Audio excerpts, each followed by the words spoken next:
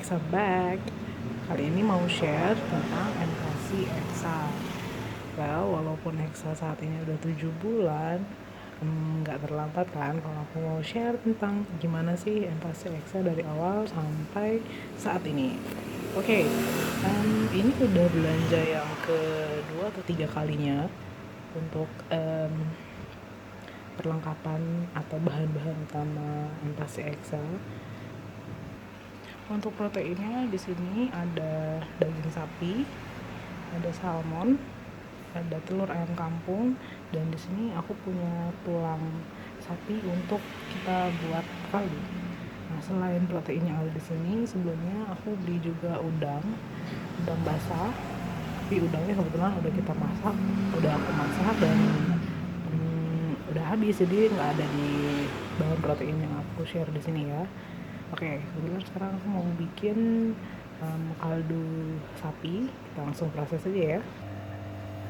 Oke, biasanya setelah dicuci bersih si tulang-tulangan itu, aku rebus dulu sebentar, cuman untuk menghilangkan entah bakteri atau apapun yang menempel sebelum akhirnya kita rebus benar-benar. Jadi ini kita rebus dengan air sedikit, habis itu airnya kita buang, baru kita rebus benar, oke?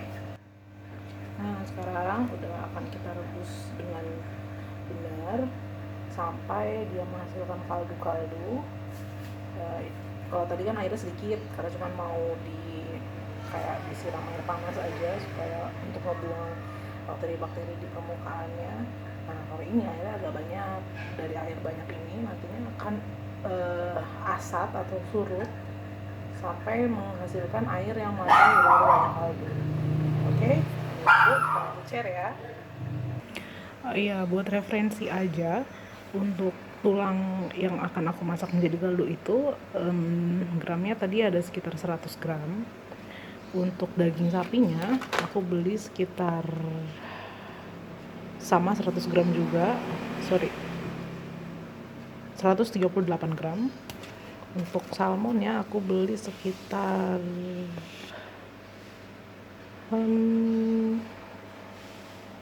bukan nih 100 gram something juga, kayak 130 graman juga deh. Nah, untuk telur ayam kampungnya aku beli satu pack itu isinya 6 telur ayam kampung. Kayaknya ada yang pecah nih. Wow.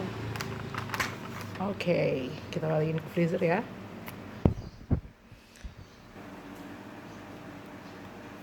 Nah, untuk sayur-sayurannya aku beli wortel. Wortelnya ini lumayan besar, jadi cuma beli satu aja. Terus brokolinya ini sekitar 188 gram ya, sekitar 188 gram. Kalau wortelnya ini tadi sekitar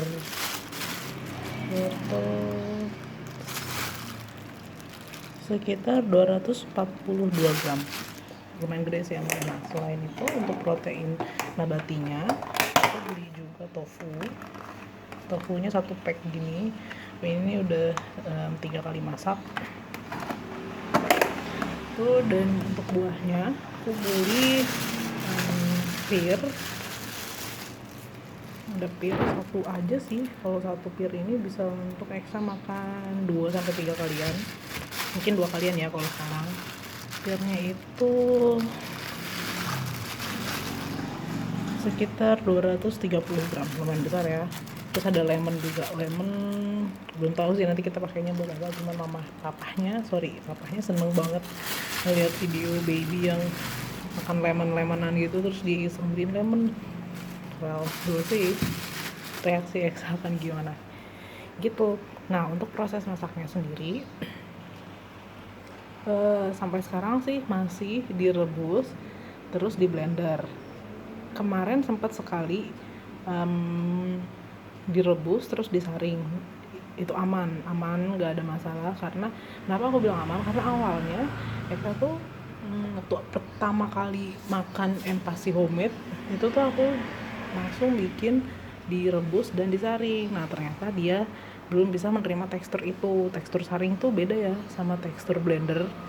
Nah, karena dia belum bisa menerima tekstur saring, akhirnya aku blender. Belum bisa menerima itu, dia reaksinya kayak mau muntah gitu, terus mengernyitkan dahi. dan beberapa kali aku coba kasih lagi masih reaksinya sama, akhirnya ya sudah di blender aja. Sampai saat ini sih masih di blender, tapi kemarin sempet coba lagi untuk saring dan aman, puji Tuhan dia sudah bisa menerima tekstur saring. Untuk berikutnya sih kayaknya akan aku kasih saring terus. Jadi prosesnya direbus dulu, terus di saring. Saringannya pakai saringan kawat biasa aja. Setelah disaring kita simpen aku biasanya simpen di Tupperware gitu, yang lebih tepat adalah simpen di Tupperware satu persatu gitu. Jadi misalnya kita masak untuk 2 atau 3 kali makan, berarti harus disimpan di 2 sampai 3 tempat yang berbeda, nggak boleh disimpan di satu tempat yang sama. Bukan nggak boleh sih, sebenarnya better disimpan di tempat yang terpisah ya.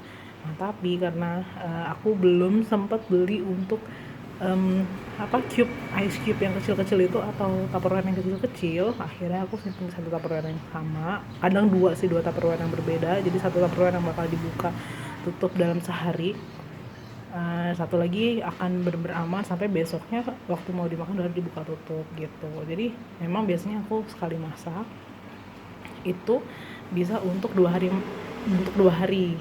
itu 1 hari 3 kali makan gitu ya. Jadi aku simpan di 2 Tupperware yang berbeda, satu Tupperware yang akan dibuka tutup dalam sehari untuk makan pagi, makan siang, makan malam, satu Tupperware untuk besoknya gitu. Harusnya sih itu lebih aman sih, tapi itu tadi ya, better dipisah di misalnya 1 hari mau makan 3 kali, udah masak untuk 3 kali makan, berarti disimpan di 3 tempat yang berbeda gitu. Kalau untuk sebenarnya ada juga referensi yang bilang sebenarnya bisa untuk masak dalam jangka waktu lama, tinggal disimpan aja di freezer. Nah, penyimpanan sih yang aku lihat bisa pakai ice cube, bisa pakai kantong ASI bahkan, atau bisa pakai botol kaca bisa juga, atau bebas sih sebenarnya. Yang penting itu memang aman untuk